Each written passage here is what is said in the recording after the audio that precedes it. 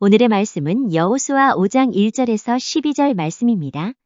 요단 서쪽의 아모리 사람의 모든 왕들과 해변의 가나안 사람의 모든 왕들이 여호와께서 요단 물을 이스라엘 자손들 앞에서 말리시고 우리를 건너게 하셨음을 듣고 마음이 녹았고 이스라엘 자손들 때문에 정신을 잃었더라.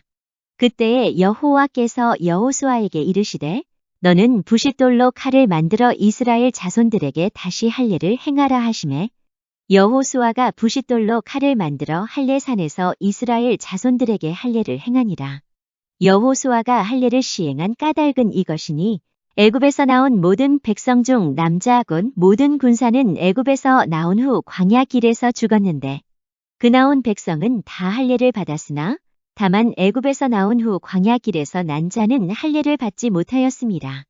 이스라엘 자손들이 여호와의 음성을 청종하지 아니하므로 여호와께서 그들에게 대하여 맹세하사 그들의 조상들에게 맹세하여 우리에게 주리라고 하신 땅 곧 젖과 꿀이 흐르는 땅을 그들이 보지 못하게 하리라 하시매 애굽에서 나온 족속 곧 군사들이 다 멸절하기까지 40년 동안을 광야에서 헤매었더니 그들의 대를 잇게 하신 이 자손에게 여호수아가 할례를 행하였으니 길에서는 그들에게 할례를 행하지 못하였으므로 할례 없는 자가 되었음이었더라. 또 그 모든 백성에게 할례 행하기를 마침에 백성이 진중 각 처소에 머물며 낫기를 기다릴 때에 여호와께서 여호수아에게 이르시되 내가 오늘 애굽의 수치를 너희에게서 떠나가게 하였다 하셨으므로 그곳 이름을 오늘까지 길갈이라 하느니라. 또 이스라엘 자손들이 길갈에 진쳤고 그 달 14일 저녁에는 여리고 평지에서 유월절을 지켰으며 유월절 이튿날에 그 땅에 소산물을 먹되 그날에 무교병과 볶은 곡식을 먹었더라. 또 그 땅에 소산물을 먹은 다음 날에 만나가 그쳤으니 이스라엘 사람들이 다시는 만나를 얻지 못하였고 그 해에 가나안 땅에 소출을 먹었더라. 아멘. 모든 것이 다 하나님의 은혜임을 여러분 믿으십니까? 하나님이 우리에게 주신 모든 것들은 다 은혜입니다. 기다리게 하시는 시간도 은혜요. 또 하나님이 주셨다가 거두어 가시는 것도 은혜요. 공급이 끊어지는 것도 다 하나님의 은혜임을 믿으시기 바랍니다. 우리가 뜸을 들인다 이런 표현을 사용할 때가 있죠. 언제 우리가 이런 표현을 쓰죠? 뭔가 일이 진척이 되지 않고 일을 시작해야 되는데 계속해서 시간을 끌거나 느리게 진행할 때 우리가 이런 표현을 쓰게 됩니다. 그런데 실제로 밥을 지을 때 뜸을 들인 밥과 뜸을 들이지 않은 밥이 맛이 다르죠. 과학적으로도 이게 굉장히 중요한 의미가 있더라고요. 밥을 다 지은 다음에 이렇게 뜸을 들이면 그 밥을 지을 때의 열기가 밥 속 안에 골고루 퍼지게 되어서 수분과 열기가 밥 전체로 퍼지게 되어서 그래서 밥이 촉촉하고 쫀득쫀득하고 찰기 있게 그렇게 맛있는 밥이 완성이 된다고 합니다. 오늘 우리가 읽은 여호수아, 여러분 배고픈데 죄송합니다. 여호수아 5장도 마치 이 중요한 전쟁을 앞두고 하나님이 이상하게 자꾸 뜸을 들이는 듯한 그런 느낌을 받습니다. 이스라엘 백성들이 지금 요단강을 건너갔습니다. 너무나도 황홀하고 신비한 기적을 체험하였습니다. 그리고 나서 이 요단강을 건너자마자 곧장 전쟁이 벌어질 줄 알았습니다. 왜냐하면 요단강을 건너가는 이 사건이 너무나도 충격적이고 너무나도 이 감격적인 사건이었기 때문에 그렇습니다. 이스라엘 백성들에게만 이것이 충격이 되었느냐? 그렇지 않습니다. 이 요단강을 건너가는 이스라엘 백성들을 지켜본 가나안 주민들, 심지어는 이것을 소문으로 듣게 된 가나안 주민들, 요단강에서 멀리 떨어져 있는, 그래서 서쪽, 요단강 서쪽 끝, 그러니까 지금 현재로 보면 지중해 해안가 쪽에 있는 그 가나안 족속들이 있었습니다. 우리가 잘 알고 있는 블레셋 족속들과 같은 사람들, 블레셋은 한 나라가 아니에요. 우리가 아는 것처럼 여러 섬에 흩어져서 사는 사람들을 그냥 통칭해서 블레셋이라고 했잖아요. 그래서 이 블레셋 사람들과 같이 해안가 주변에 살아갔던 족속들도 이 이스라엘 백성들이 드디어 요단강을 건너게 되었다. 마른 땅이 되어서 요단강이 갈라지고 그 땅을 건너게 되었다라는 소식을 들었습니다. 그래서 엄청난 큰 두려움에 빠지게 되었습니다. 또 이 가나안 땅 내륙의 깊은 산골, 산속에 살아가고 있는 족속들도 있었죠.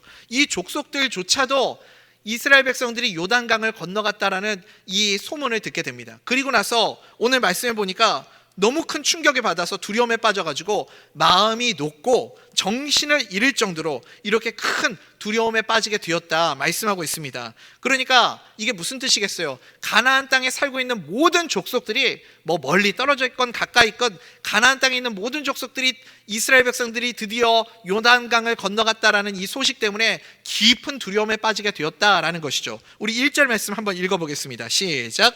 요단 서쪽의 아모리 사람의 모든 왕들과 해변의 가나안 사람의 모든 왕들이 여호와께서 요단 물을 이스라엘 자손들 앞에서 말리시고 우리를 건너게 하셨음을 듣고 마음이 녹았고 이스라엘 자손들 때문에 정신을 잃었더라. 아멘.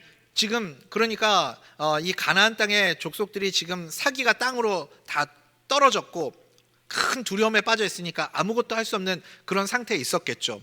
그러면 만약에 여러분들이 이스라엘의 지도자라면, 여러분들이 이스라엘의 리더라면 언제 여리고성에 이 전투를 벌이면서 이 전쟁을 벌이는 게 어느 때가 가장 좋을 때인 것 같습니까? 언제 전쟁을 해야 되겠어요?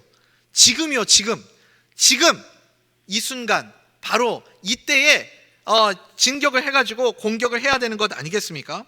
이스라엘 백성들은 이 요단강을 건넜으니 사기가 하늘을 찌르듯이 충천해 있고, 반대로 이 가나안 족속들은 두려움에 빠져서 지금 패닉 상태에 있을 때, 공포에 빠져 있을 때 공격해야 승기를 잡을 수 있겠죠. 우리가 인생을 살면서요, 흔히 이런 표현들을 많이 사용하죠. 인생은 타이밍이다. 타이밍이 정말 중요하다. 그래서 모든 것이 이 타이밍이 굉장히 중요한 요인이라고 우리가 생각하면서 살아가지 않습니까? 오죽하면요, 우리가 이런 표현들을 쓰잖아요. 쇳불도 당김에 빼라 그랬다.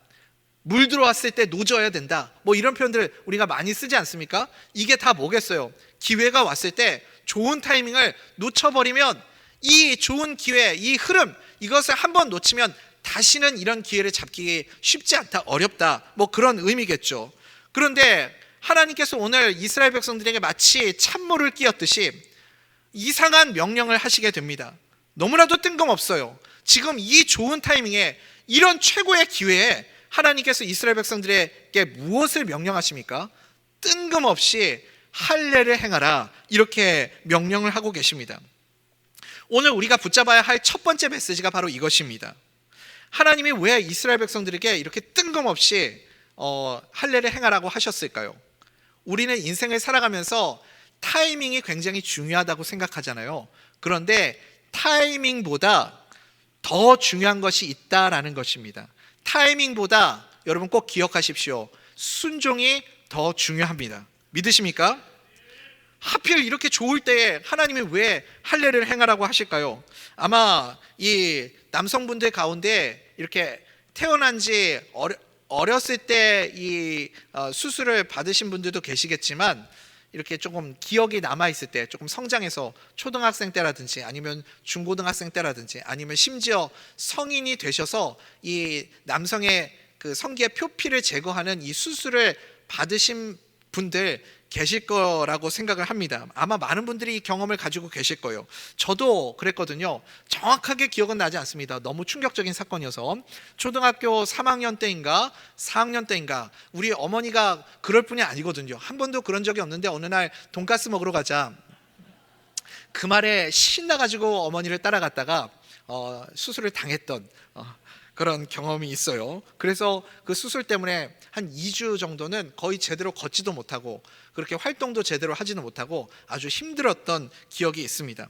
그래도 뭐 요즘에야 수술 도구가 얼마나 좋습니까? 마취약도 있고 수술 도구도 좋고 이렇게 진통제도 있고, 그러니까 항생제도 있고요.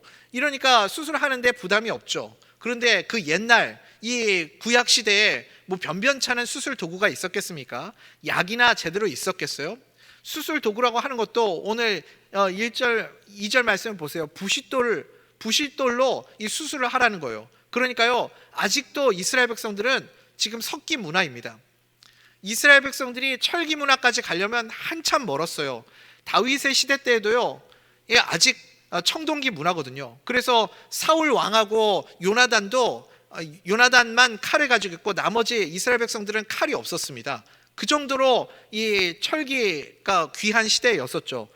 블레셋은 철기 문화가 발달돼 가지고 그래서 블레셋이 강력한 민족이었던 거죠. 전쟁에서 싸움에서 이길 수 없을 정도로 그렇게 큰 차이가 났었던 시대였습니다. 그러니까요, 지금 요단강을 건너가고 있는 이 시점에 이스라엘 백성들은요, 뭐 철기는 상상도 못하고 청동기 시대도 아직 아닌 거예요. 그 정도로 지금 뒤처져 있는 민족인 거죠. 이 석기 문화에 아직은 젖어 있는 이스라엘 백성들. 그래서 돌을 갈아가지고 그 돌을 날카롭게 해서 그걸로 수술을 하라는 거죠. 이러니 뭐 제대로 수술이나 제대로 할 수 있었겠습니까? 그러니까 이스라엘 백성들이 이 수술을 하고 나면요, 적어도 최소한 5일에서 한 8일 정도는 거동도 못하고 그냥 꼼짝없이 가만히 누워 있어야만 하는 그런 상황이 되어버립니다. 여러분, 아무리 생각해봐도 이건 말이 안 되는 일 아닙니까? 너무 상식 밖의 일 아니에요? 정말 이게 중요하다라고 생각한다면, 하나님께서 이게 중요한 일이라고 생각하신다면, 그러면 이 전쟁터 한복판에서 이 할례를 행하는 것이 아니라 미리 할례를 행하게 하셨어야죠. 미리 할례를 행하게 하고 이 중요한 타이밍에는 전쟁을 할 수 있도록 하셔야 되는 거 아니겠습니까? 광야에서 40년이나 지냈는데 그 40년 동안 할례 행하도록 명령하셨으면 얼마나 좋았겠어요.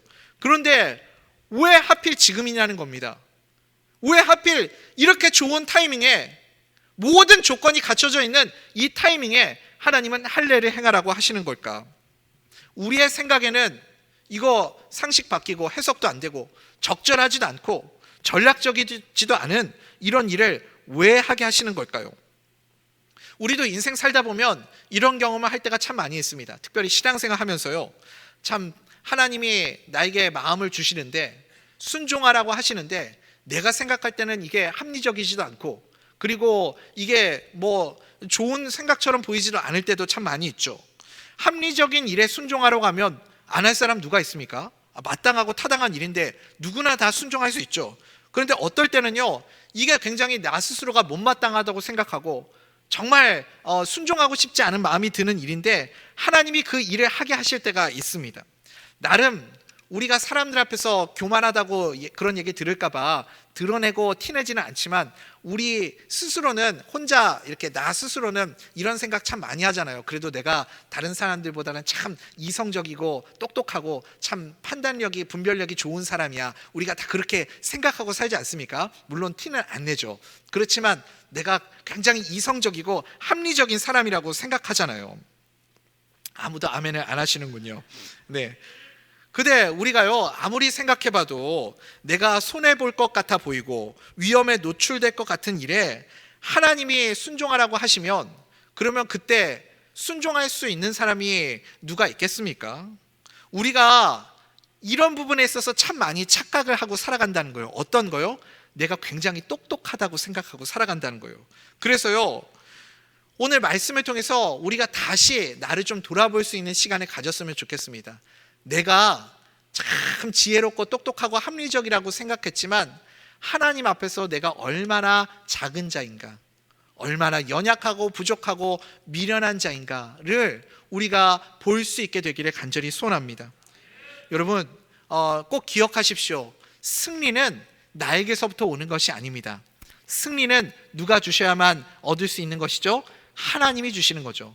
전쟁은 하나님께 속해 있어요. 승리도 하나님이 주시는 것이고 은혜도 하나님이 주시는 것임을 여러분 믿으시기 바랍니다. 그러니까요, 우리가 자꾸 이걸 잊어버리잖아요.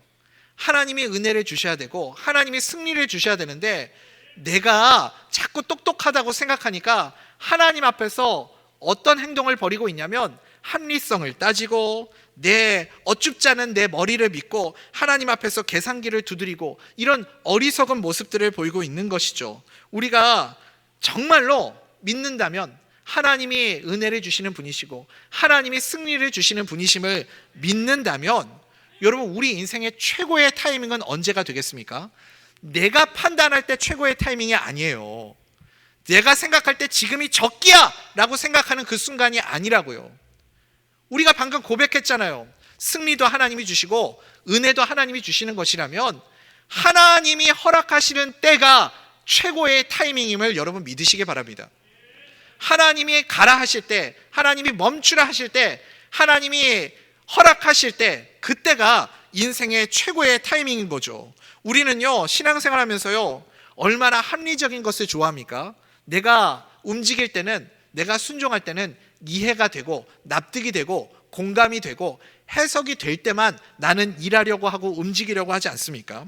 무엇이든지 나는 다 내가 계산하고 계획하고 준비해서 내 생각대로, 내 계획대로 그렇게 맞아떨어지고 이루어져야 일이 되고 진척이 된다라고 생각을 합니다. 여러분, 그렇게 철저하게 내 계산과 생각으로만 살아가시는 분이 계신다면 죄송하지만 그런 분은 나 스스로가 사람들 앞에서, 하나님 앞에서 나는 믿음이 없는 사람입니다 라고 그렇게 고백하는 삶과 똑같습니다. 여러분, 인생을 어떻게 합리성만 가지고 살아갈 수 있습니까? 정말 여러분들이 생각할 때 합리적이고 이해되고 타당한 일들만 하면서 살아가고 계십니까? 이해되지 않고 납득되지 않고 해석되지 않는 일들이 우리 인생 앞에 얼마나 많이 있습니까?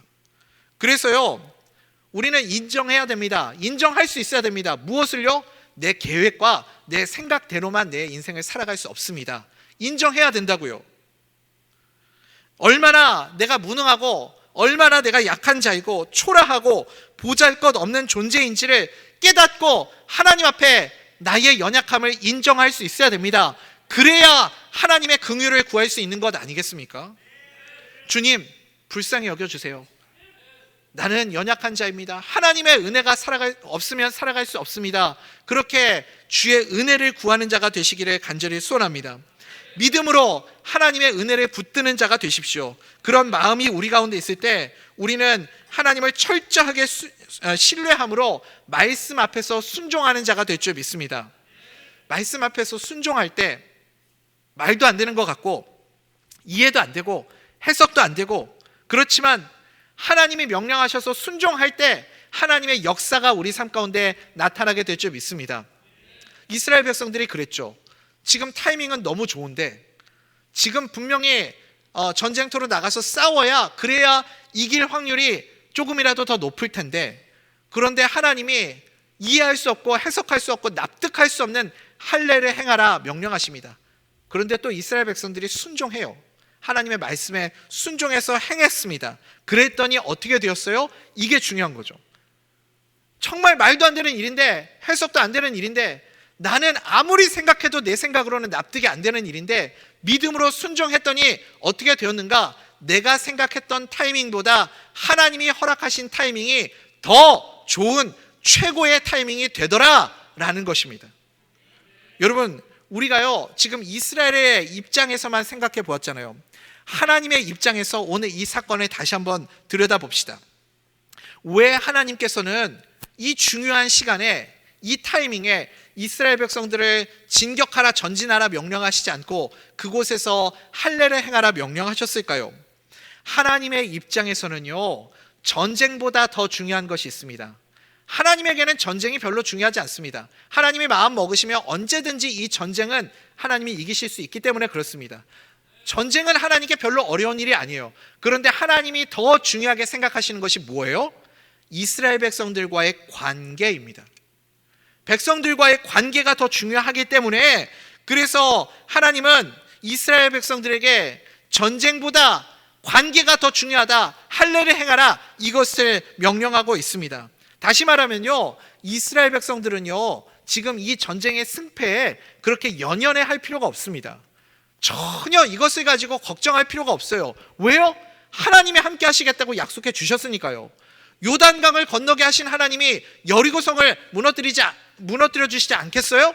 요단강에서 기적을 베푸신 하나님이 여리고성 전체 전쟁에서는 기적을 베풀어 주시지 않으시겠습니까? 당연히 하나님이 기적을 베풀어 주시겠죠. 능력을 주시겠죠. 그러면 하나님을 믿고 신뢰하는 그 관계가 더 중요한 것 아니겠습니까?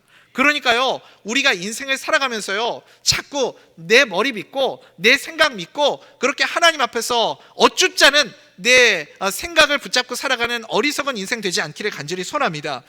전략 중에 최고의 전략은 누구의 전략이에요? 하나님의 전략임을 믿으시기 바랍니다. 하나님의 전략이 최고인 거죠. 다시 말하면요, 이게 우리가 생각할 때는 바보 같은 전략이에요. 우리가 생각할 때는 이해가 안 되는 전략이지만 할례를 행하는 것이 하나님이 보시기에는 최고의 전략이었다라는 것입니다. 믿으십니까? 아직도 잘 이해가 안 되시죠? 사실은 이게 이스라엘 백성들의 입장에서만 생각하니까 그래요. 할례를 행하는 것이 얼마나 바보 같고 어리석고 좋은 타이밍을 놓치는 것 같고, 그러니까 속상하고 그렇게 느껴지지 않습니까? 우리가 인생을 살면서도 그럴 때가 있잖아요. 하나님이 자꾸 멈추게 하시고 기다리게 하시고, 그래서 지금 내가 볼 때는 이게 지금 비즈니스를 시작하든지 어떤 일을 시작할 때 너무 좋은 때인 것 같고, 지금 해야 분위기도 타고 흐름도 타고 잘 될 것 같은 그런 느낌이 들 때 하나님이 자꾸 길을 막으시고 기다리게 하시고 멈춰서게 하시고 그럴 때가 있죠. 사도 바울에게도 그런 시간이 있었잖아요. 사도 바울이 3차 전도여행을 가려고 하는데 하나님이 계속해서 막으시잖아요. 막으시고 아시아 쪽으로 못 가게 하시고, 그래서 마게도냐 환상을 보게 하시고, 그래서 유럽 쪽으로 가게 되었을 때 거기에서 하나님이 전도의 길을 열어주시고 기적과 같은 하나님의 역사들을 보게 되고 그런 일들을 만나게 되지 않습니까? 우리 인생들 가운데도 그래요. 하나님이 기다리게 하시고 막으시고, 이스라엘 백성들이 볼 때는 이게 정말 바보 같고 어리석은 일처럼 보이는데, 그때 하나님의 말씀에 순종해서 이 할례를 행하니까 가나안 족속들이 이걸 바라볼 때는 어떻게 이것을 바라보았을까요? 갑자기 전쟁터 한복판에서 이 이스라엘 백성 남자들이 다 들어 누워 있는 거예요. 쭉 일렬로 들어 누워가지고 움직이지도 못하고 거기 꼼짝도 못하고 있는 거죠. 그러면 여러분 별의별 생각이 다 들지 않겠습니까? 여러분 저 사람들이 저게 지금 무슨 의도인지, 어떤 전략인지, 무슨 생각을 갖고 있는지 종잡을 수가 없는 거죠. 세상에서 제일 무서운 사람이 누구인지 아세요? 예측이 안 되는 사람이 무섭잖아요. 예측이 안 되는 사람. 대화를 해도요, 그런 사람하고는 대화가 안 되잖아요. 막 갑자기 막 기분 좋았을 때는 한없이 뭐 이랬다가 막 갑자기 또 뒤집어져 가지고 막 불같이 화냈다가, 이런 사람이 제일 무서운 사람이거든요. 왜냐하면 예측이 안 되니까, 종잡을 수 없으니까, 무슨 일을 벌일지 모르니까 제일 무서운 사람 아닙니까? 지금 가나안 땅 백성들의 입장에서는 지금 이스라엘이 그러고 있는 거예요. 무슨 짓을 벌이고 있는지 예측이 안 되는 겁니다. 종잡을 수 없는 일들을 하고 있는 거죠. 요단강을 건너자마자 쳐들어올 줄 알았던 거예요. 여러분 원래 이게 사람이 때릴 줄 알고 기다리고 있는 사람은 이게 그 방어를 할 수 있거든요. 근데 언제 때릴지 모르는 타이밍에 때리는 게 제일 무섭고 아픈 거 아닙니까? 우리의 그 제일 두려움이 있을 때가 언제냐면요, 학창 시절에 이렇게 단체 기합 받을 때 선생님이 한 명씩 나오라고 하죠. 저는 이제 남자 고등학교를 다니다 보니까 그 담임 선생님이 가끔씩 이렇게 뭐 하여튼 이유를 꼬투리를 잡아가지고 단체 기합을 줘요. 그러면 야구바따를 이렇게 딱 들고 오셔가지고, 요즘은 그러면 큰일 나겠죠. 종례 시간에 야구바따를 딱 들고 가지고 한 명씩 앞으로 나와가지고 칠판 잡으라 그러고 야구바따를 이렇게 엉덩이를 때리는 거예요. 그러면 맞고 이제 오는 애들은 이따 맞았으니까 아프지만 마음은 시원하죠. 맞았으니까. 근데 그 맞는 모습을 보면서 지켜보고 있는 학생들은요, 극심한 두려움에 막 초조해하면서 떨거든요. 이제 내 차례가 이제 올 때를 기다리면서 얼마나 무서워요. 지금 가나안 땅의 백성들이 그런 거라고요. 가나안 땅의 거류민들이 지금 주먹이 날라와야 될 때 안 날라오고 있으니까 더 무서운 거예요. 왜 안 오지? 왜 전쟁을 안 하지? 왜 안 쳐들어오지? 하면서 기다리면서 더 초조해하고 더 극심한 두려움에 빠져 있는 그런 상태라는 거죠. 그러니까 이 극심한 공포감에 빠져 있는 것을 볼 수 있습니다. 여러분 이것이 하나님의 최고의 전략임을 여러분 믿으시기 바랍니다. 그리고 또 한 가지, 하나님이 왜 이스라엘 백성들에게 이 할례를 행하게 하셨는가? 이스라엘 백성들의 모든 수치를 제거하시고 하나님의 영광을 드러내시기 위해서 이 할례를 행하시는 것을 볼 수 있습니다. 그러니까요, 하나님이 이스라엘 백성들의 수치까지도 사용하셔서 하나님의 영광을 드러내는 모습을 볼 수 있습니다. 원래 이스라엘 백성들이 애굽에서 나와가지고 가나안 땅까지 들어가는 거리가요, 거리상으로만 치면 2주, 아무리 늦어도 한 달이면 가나안 땅까지 도착할 수 있는 그런 거리입니다. 그런데 이스라엘 백성들이 가나안 땅에 들어가지 못하고 계속해서 우리가 아는 대로 광야에서 뺑뺑 돌면서 머무르지 않았습니까? 이 출애굽하는 이스라엘 백성들을 바라보면서 애굽에 있었던 이집트 사람들이 이스라엘 백성들을 보내줄 때 어떤 마음으로 보내줬을까요? 그 사람들을 막 축복하고 환대하면서 그렇게 보내줬을까요? 그렇지 않겠죠. 10가지 재앙을 당한 민족의 입장에서는 얼마나 이가 갈리고 밉고 치가 떨리겠습니까? 그러니까 이스라엘 백성들이 이 출애굽해서 홍해 바다를 건너갈 때 이스라엘 백성들이 어떤 소식이 들려올지를 기다렸을 거예요. 근데 조금 있으면 가나안 땅으로 들어갈 줄 알았던 이스라엘 백성들이 지금 계속해서 무슨 일인지 광야를 뺑글뺑글 돌면서 들어가지 못하고 머물고 있다는 소식을 들었습니다. 그럴 때 그 소식을 들은 이집트 사람들은 어떤 생각이 들었겠어요? 저것들 기세 등등하게 나가더니 꼴 좋다, 잘 됐다. 저것들 애굽에서 그렇게 나갈 때 잘 될 줄 알았나 보지? 거기서 굶어 죽고 비참하게 죽어라 하면서 온갖 저주들을 퍼부으면서 조롱하고 모욕하고 그러지 않았겠습니까? 광야는 어떤 곳이에요, 여러분? 광야는 사막입니다. 사람이 생존할 수 있는 곳이 아닙니다. 그러니까 애굽 사람들도 알았을 거예요. 저것들 얼마 안 있다가 다 저기서 굶어 죽겠구나, 그런 생각을 가졌을 겁니다. 광야에서 떠돌고 있는 이스라엘 백성들이 얼마나 어리석어 보이고 바보 같았겠습니까? 차라리 저럴 바에는 다시 애굽으로 종살이 하겠다고 돌아오면 우리가 노예로 받아줄 텐데 뭐 이러면서 조롱하고 놀리고 모욕했겠죠. 그러니까 애굽 사람들이요, 이렇게 조롱하고 웃음거리를 삼고 이스라엘 백성들에게 수치를 주었습니다.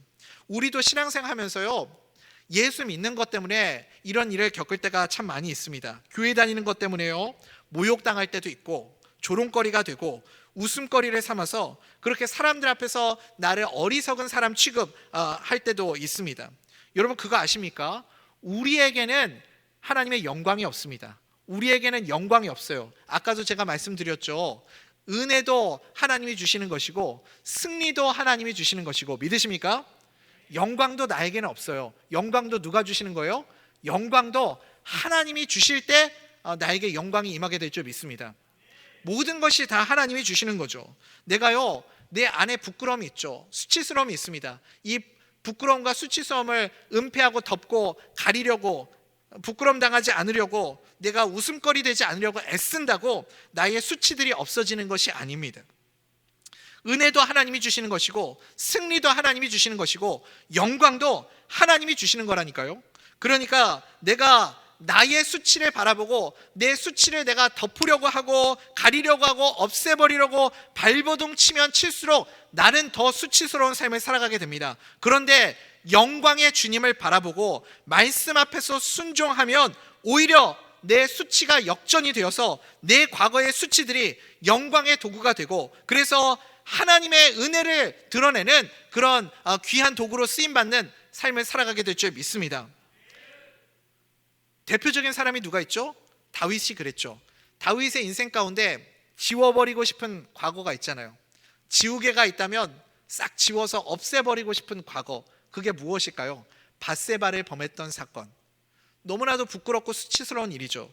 그런데 다윗은요, 자기의 수치를 지우려고 하기보다는 이것을 가지고 하나님 앞에 나와서 더 엎드리고 그리고 회개하는 길을 선택했습니다. 그래서 어떻게 됐죠? 다윗의 눈물의 회개, 우리가 시편을 묵상할 때마다 많이 느끼지 않습니까? 이 진정한 회개자의 모습이 무엇인지 회개의 본이 되는 그런 모습을 우리에게 남겨주고 있습니다. 또 하나님께서 다윗의 수치를 하나님의 영광으로 덮어주시죠. 그래서 밧세바에게서 태어난 아들이 누구예요? 솔로몬이잖아요. 솔로몬을 통해서 다윗 왕가의 계보를 잇게 하시고, 그리고 아름다운 이 메시아의 혈통을 잇게 만들어주시고, 또 솔로몬을 통해서 하나님의 성전을 짓도록 그렇게 하나님이 만들어주시지 않습니까? 그래서 다윗의 수치를 통하여 하나님의 영광을 드러내는 도구로 사용하시는 것을 볼 수 있습니다. 베드로도 그랬죠. 베드로에게도 부끄러운 기억이 있어요. 언제죠? 예수님을 3번 부인하고 저주했던 그 순간이 있습니다. 그런데 베드로에게 평생 지울 수 없는 이 수치를 예수님이 찾아오셔서 부활하신 주님이 다시 그를 회복시켜 주시고, 그래서 오순절 성령 사건을 통해 이제 베드로가 변화받아서 담대하게 복음을 증거하는 복음의 증인으로 삼아주시지 않습니까?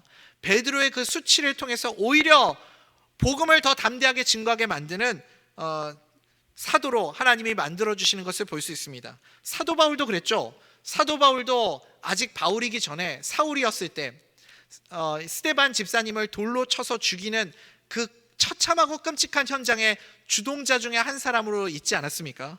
그런데 그 하나님께서 사도 바울의 과거를 바꾸셔서 그가 오히려 하나님 앞에서 그리고 많은 백성들 앞에서 오늘 우리 김진환 집사님도 그런 이 찬송의 고백을 했지만 나는 지극히 작은 자고 죄인 중에 괴수가 바로 나입니다. 내가 바로 그렇게 하나님 앞에서 부끄러웠던 사람입니다. 자신의 과거를 드러내지만 그 과거를 통해서 하나님의 영광의 도구로 쓰임받는 그런 이방인의 사도로 쓰임받는 인생이 되지 않습니까? 여러분, 그래서요, 내가 영광을 나에게서 발견하라고 하면 나에게는 영광이 없습니다. 영광은 하나님이 주셔야 됩니다. 우리 삶 속에서도 얼마나 수치스럽고 부끄러운 일들이 많이 있습니까? 그 부끄러운 일들을 내가 은폐하고 덮고 가려야지, 없애야지 한다고 사라지는 게 아니라고요. 내 인생의 가장 수치스러운 그 인생의 밑바닥에서 하나님이 은혜를 주시고 하나님이 나를 일으켜 세워주시면 내 삶 자체가, 나의 수치가 하나님의 영광을 드러내는 축복의 도구로 쓰임받게 될 줄 믿습니다. 그래서 여러분, 우리가 예수님을 바라보고 말씀에 순종할 때 수치가 영광으로 다 변하게 된다라는 것이죠. 우리 8절 9절 말씀 한번 읽어보도록 하겠습니다. 시작. 또 그 모든 백성에게 할례 행하기를 마침에 백성이 진중 각 처소에 머물며 낫기를 기다릴 때에 여호와께서 여호수아에게 이르시되 내가 오늘 애굽의 수치를 너희에게서 떠나가게 하였다 하셨으므로 그곳 이름을 오늘까지 길갈이라 하느니라. 아멘. 할례를 행하고 이제 낫기를 기다리는 동안 하나님이 하시는 일이 있습니다. 그것이 무엇입니까? 이스라엘 백성들의 모든 수치를 사라지게 하시고 그리고 하나님의 영광으로 덮어주시는 것을 볼 수 있습니다. 그러니까요, 이스라엘 백성들이 생각할 때 이 할례를 행하는 건 너무 바보 같은 일이었어요. 어리석은 일이었습니다. 그래서 이거 하면 안 되는 일처럼 보였어요. 그런데 하나님의 말씀 앞에 이해, 납득, 공감, 해석이 되지 않더라도 순종하니까, 그러니까 하나님께서 이 일이 최고의 전략이 되게 하시고 그리고 이스라엘 백성들의 모든 수치를 덮어주시더라라는 것이죠. 여러분, 우리가 그래서요, 내 인생의 부끄러운 과거들, 수치들을 덮으려고 발버둥 치는 거 아닙니다. 그냥 하나님의 말씀 붙잡고 순종함으로 기다리고 있으면 하나님께서 나의 삶을 통하여 역사하시는 줄 믿습니다.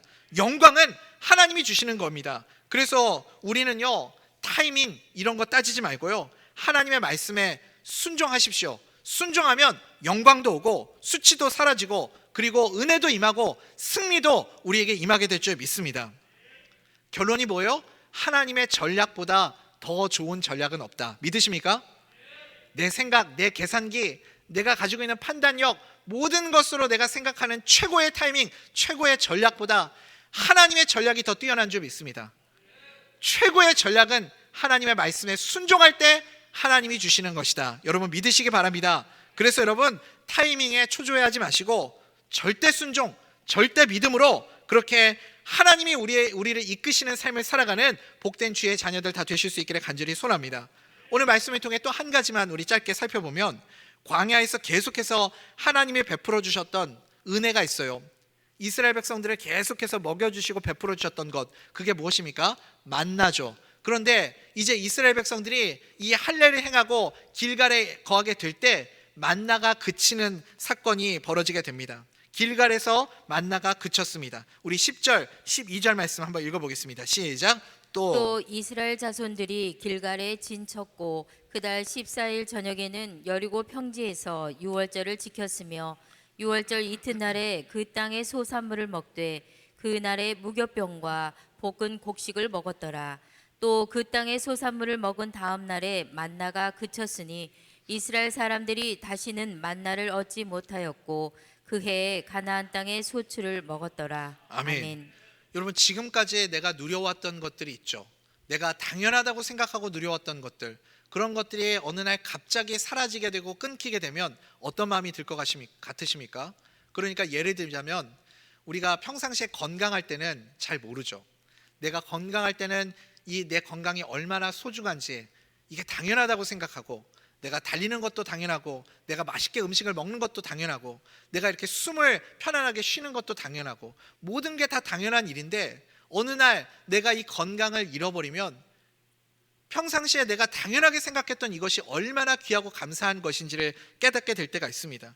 그래서 우리가 그런 말을 자주 쓰죠. 그러니까 내가 누려왔던 것들 중에 그 당연하다고 생각하다가 없어지면 하나님 앞에 때로는 이것 때문에 나의 불편함을 느끼고 원망하고 불평하고 따지고 하나님 앞에서 이것 때문에 분노하고 그럴 때도 있지 않습니까? 하나님 입장에서 보면 이런 게 무엇이냐고 하냐면 호의가 계속되니까 권리인 줄 안다라는 거죠. 우리가 그런 말들 종종 쓰지 않습니까? 호의가 계속되면 가끔 그게 권리라고 착각할 때가 있습니다. 우리 대전명석교회 성도님들 주일 예배 오실 때마다 제가 참 마음이 죄송하고 참 불편하고 그런 마음들 중에 한 가지가 무엇이냐면 교회 이 주차 공간이 많이 협소하다 보니까 성도님들이 교회 오시면서 주차 문제로 많이 좀 불편해 하시는 것을 느끼는 것을 보게 됩니다. 그래서 참 그럼에도 불구하고 이렇게 주일 예배 늘 빠지시지 않고 또 예배를 사모하는 마음으로 오시는 분들 보면 참 감사하죠. 근데 이게 주차 공간이 이렇게 부족하고 협소한데 그래도 우리가 지역사회를 섬겨야 된다 이런 마음이 있어서 주중에는 우리 그 밖에 이 1층 주차 공간을 지역 주민들에게 개방을 합니다. 그래서 여기 지역에 사시는 분들 또 사업 운영하시는 분들이 우리 교회 주차장에다가 차를 대시고 그렇게 지내시거든요. 근데 가끔이 아니라 딱 한 분이 그래요. 한 분이 어떤 분이 꼭 주차를 하시는데 주차장에다가 이렇게 차를 딱 정자로 이렇게 딱 대면 괜찮은데 이렇게 삐딱하게 대시는 분이 있어요. 사선으로 주차를 대시는 분이 계셔요. 그러면 그분 한 분이 주차장의 그 주차 공간을 사선으로 이렇게 대충 대놓으면 어떻게 되냐면 양쪽 옆이 주차를 제대로 할 수가 없습니다. 그러니까 결국 세 개 자리를 다 차지해버리게 되는 거죠. 그러면 이게 여러분들이 이 공간을 활용해야 되는데 한 분 때문에 다른 분들이 이 공간을 사용하지 못하니까 부득이하게 이제 교회에서 연락을 해가지고 이 차를 다시 좀 제대로 대달라고 요청을 드릴 때가 있어요.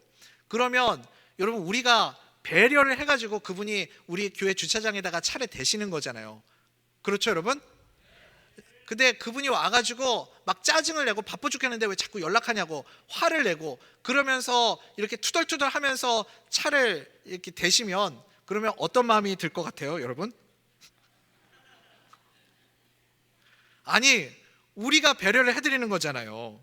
물론 교회가 그렇다고 뭐라고 하진 않겠지만 오히려 그런 일들 때문에 배려를 받고 있는 분이 섭섭해하고 당연한 권리처럼 권리 주장을 하고 그럴 때 여러분 마음이 좀 우리가 좀 힘든 생각이 들지 않겠습니까? 지금 이스라엘 백성들도요 길갈에서 만나가 그쳤어요. 만나가 그쳤는데 그 만나가 그친 것 때문에 이스라엘 백성들이 하나님 앞에서 서운함을 느끼고 섭섭함을 느끼고 지금까지 잘 주다가 왜 갑자기 만나를 그쳐? 되게 서운하네? 왜 주시던 걸 안 줍니까? 이런 법이 어디 있습니까? 만약에 이렇게 아쉬워하고 하나님 앞에 불평불만했다면 여러분 어떻겠어요?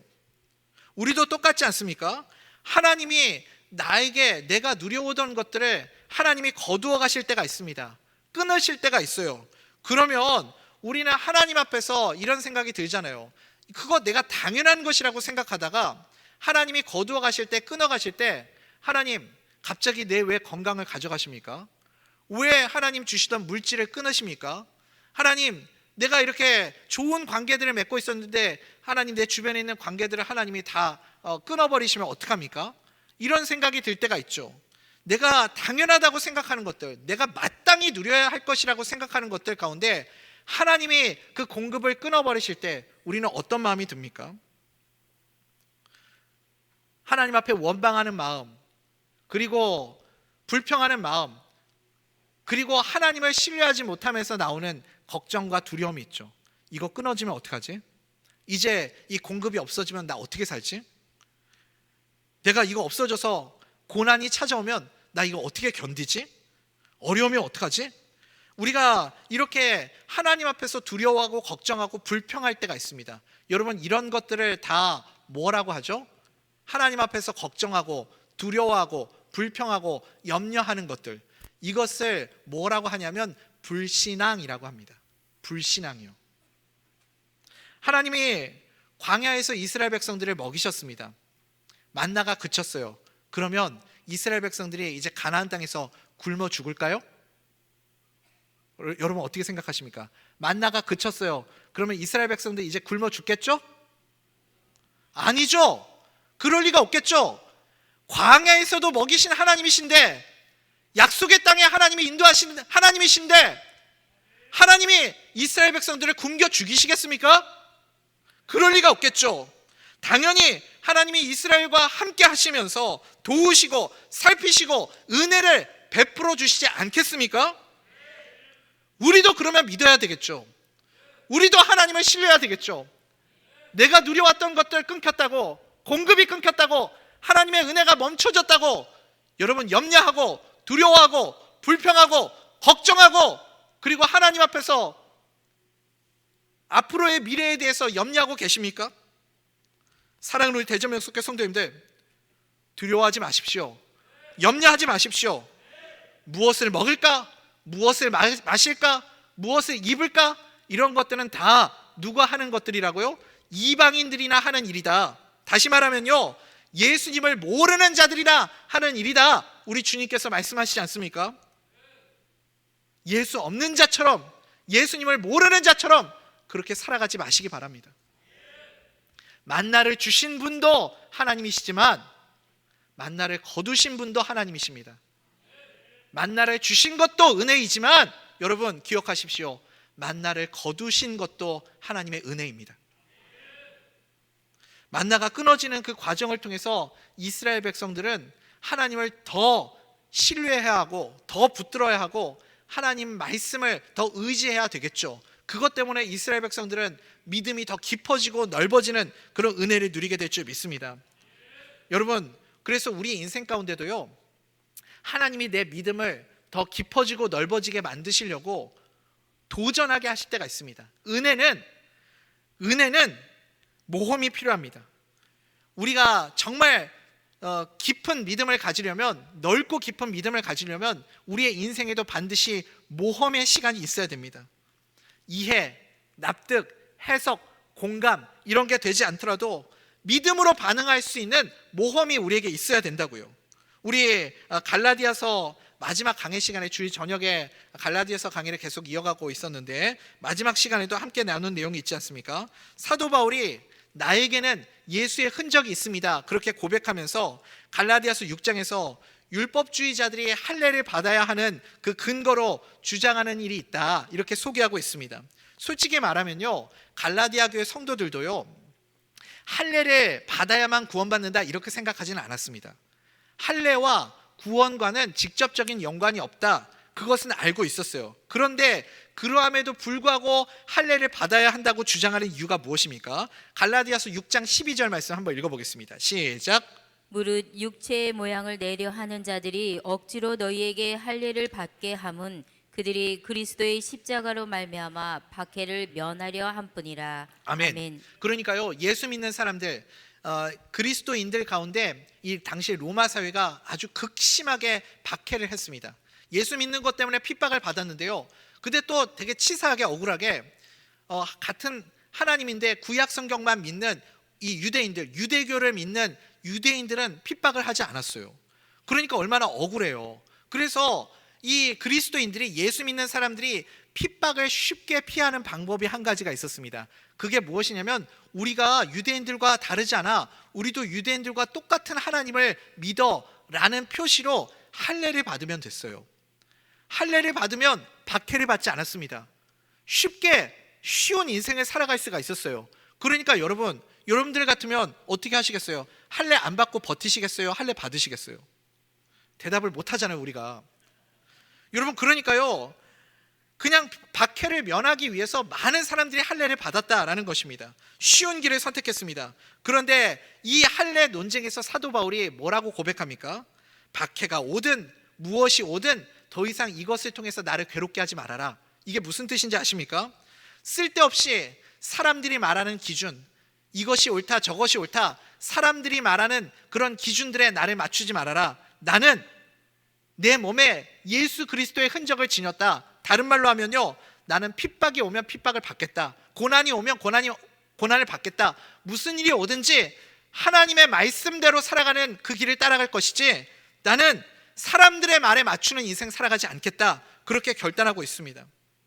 이게 무슨 뜻인지 아십니까? 사도 바울은요, 예수 믿는 것 때문에 고난받는 것도, 예수 믿는 것 때문에 핍박을 받는 것도 하나님이 주시는 모든 것들은 다 선한 것이기 때문에 모든 것이 하나님의 은혜임을 고백하는 삶을 살았다라는 거예요. 제가 우리 성도님들께 감히 한번 여쭤보겠습니다. 예수 믿으신 지 얼마나 되셨어요? 신앙생활 하신 지 얼마나 되셨습니까? 예수를 믿은 지 10년이 넘었고 20년이 넘었고 30년 가까이 되시고 아니면 일평생 예수를 믿어왔는데 지금까지 살면서 목사님, 저는 참 감사한 게 신앙생활 하면서 한 번도 핍박받거나 예수 믿는 것 때문에 고난받은 적이 없어요 하시는 분들 계신가요? 그러면 여러분 스스로를 한번 냉정하게 점검해 보시기 바랍니다. 내가 진짜 예수를 제대로 믿고 있는 사람인지 여러분 한번 점검해 보시기 바랍니다. 예수를 제대로 믿잖아요. 예수를 제대로 믿으면 세상이 절대 여러분을 가만히 내버려 두지 않습니다. 엄청난 세상의 저항이 있습니다. 그래서 제대로 내가 예수를 믿으면 반드시 두 가지 경험을 해야 됩니다. 한 가지는 뭐죠? 세상의 강력한 저항을 받습니다. 또 다른 한 가지는 뭐예요? 그러함에도 불구하고 강력한 하나님의 도우심의 은혜를 경험하게 되죠. 그래서 우리는 이 두 가지를 다 경험하면서 살아가는 자입니다. 하나님이 나를 도우시는 은혜의 경험, 그리고 다른 하나는 세상으로부터 오는 그 저항과 핍박의 경험. 그런데 이것도 감사한 거예요. 왜냐하면 그 저항과 핍박의 과정을 통해서 하나님이 내 믿음을 더 깊어지게 하고 더 넓어지게 만드셔서 고난을 이길 힘도 우리에게 허락해 주시는 겁니다. 그래서 마침내는 우리가 믿음으로 승리하는 걸음을 걸어가게 만들어 주십니다. 그러니까 하나님이요, 이스라엘 백성들에게 만나를 그치게 하신 의미가 바로 이것이라고요. 무엇이에요? 만나를 그쳤지만, 하나님의 은혜가 끊겨졌지만 이것 때문에 더 하나님을 신뢰하고 의지하여서 더 깊은 믿음을 가진 하나님의 사람들로, 정금과 같이 빛나는 하나님의 사람들로 만드시기 위해서 만나의 공급을 끊으셨다라는 거죠. 여러분, 결론이 무엇입니까? 하나님이 은혜를 주시는 것도, 하나님이 우리에게 공급해 주시는 것도 은혜고, 하나님이 공급을 끊으시는 것도 은혜입니다. 우리가 잊지 말아야 할 것은요, 주실 때도 거두실 때도 언제나 예수님과 함께하는 동행이에요. 동행이 중요합니다. 주님이 나와 함께 하시면 언제나 나를 지켜주시고 보호해 주시는 줄 믿습니다. 만나가 그쳐도 하나님이 나를 살게 하여 주시는 줄 믿습니다. 여러분, 걱정하지 마십시오. 의심하지 마십시오. 두려워하지 마십시오. 안 굶어 죽어요. 굶어 죽지 않습니다. 언제나 하나님이 내 공급이 끊어져도, 하나님이 주시던 은혜가 끊어져도 그것조차도 하나님의 은혜를 믿고, 은혜임을 믿고 주님을 따라갈 수 있는 하나님의 사람들 될 수 있기를 간절히 소원합니다. 이제 말씀 맺겠습니다. 사랑하는 우리 대전면속교 성도님들, 우리가 살아가는 모든 순간순간들이 다 하나님의 은혜임을 믿습니다. 최고의 타이밍보다 더 중요한 것이 무엇입니까? 하나님의 말씀 앞에 순종하는 것입니다. 순종이 최고의 타이밍보다 더 큰 능력임을 믿으시기 바랍니다. 때로는 멈추게 하시는 것도 하나님의 은혜임을 믿고 최고의 전략가 되시는 그 하나님의 말씀대로 순종할 수 있는 믿음의 사람들 되시기 바랍니다. 그럴 때 하나님께서 내 수치를 하나님의 영광으로 변화시켜서 우리의 인생의 발걸음을 승리의 길로 인도해 주실 줄 믿습니다. 그리고 또 한 가지는 뭐예요? 주시는 것도 은혜고 거두시는 것도 은혜이게, 그래서 하나님을 철저히 신뢰하고 주님을 붙잡을 수 있는 믿음의 사람들 되시기 바랍니다. 절대 하나님은 자녀들을 고와 같이 버려두지 않으십니다. 우리를 지키시고 눈동자같이 보호하시고 함께하여 주실 줄 믿습니다.